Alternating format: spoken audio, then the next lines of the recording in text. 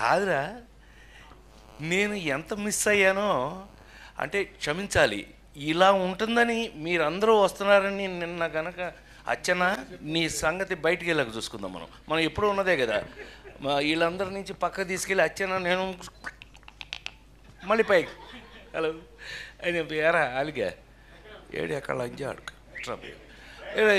ఇలా మనకు అలవాటే కదా. సత్యంగా నిన్న నేను ఎన్టీఆర్ అవార్డు తీసుకోవడానికి విజయవాడ వెళ్ళాల్సి వచ్చింది. చప్పట్లు కొట్టరా? బుద్ధుందా లేదా నాకు? ఎన్టీఆర్ అవార్డు అని చప్పట్లు కొట్టరా? ఏంటి బ్రెయిన్ పోయిందా అందరికీ?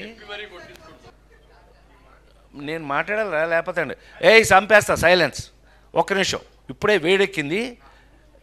దాన్ని హీరోయిన్ చేసిన కూడా నేనే కదా.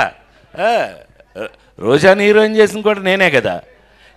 సైలెన్స్ ఆమెనే సైలెన్స్. కూర్చోండి. నేను చిన్న టీచర్ టైపు, వీళ్ళందరికీ టీచర్ టైపు నేను. సరే వినండి. హలో, ఆ పేజీ కృష్ణారెడ్డి ఫస్ట్ పుస్తకం తీసుకొచ్చాడు. ఫస్ట్ ఓపెన్ చేస్తే అందులో ఉన్న బొమ్మ ఇది. మేమంతా కలిపి హోటల్లో భోజనం చేస్తున్నాం శ్రీ ఆ బొమ్మ. అదైంది. నెక్స్ట్ పేజ్ తీసా. ఇట్లా ఏదో ఏంటది లాటరీలో నాకు వచ్చిన ప్రైజ్ ఏంటంటే ఏనుగు. ఇలా బొమ్మలు తీసుకుని వెళ్తే 22 పేజీలు నాకు గుర్తుండి 22 పేజీల్లో నాకు కథ అర్థమైపోయింది. అందరికీ నమస్కారం అండి.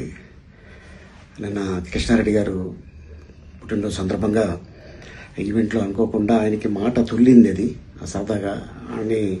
బట్ ఏంటంటే దీన్ని తీసుకొని మీడియా మిత్రులు దీన్ని కొద్దిగా వైరల్ చేస్తున్నారు. ప్లీజ్, ఆయన మంచి ఆర్టిస్టు, ఆయన పుట్టుడు దుఃఖంలో ఉన్నాడు.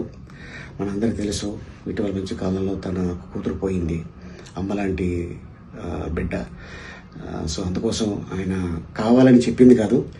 దీన్ని మళ్ళీ ఎవరు కూడా దీన్ని రప్చర్ చేయకండి ప్లీజ్. ఆయన పెద్ద ఆయన.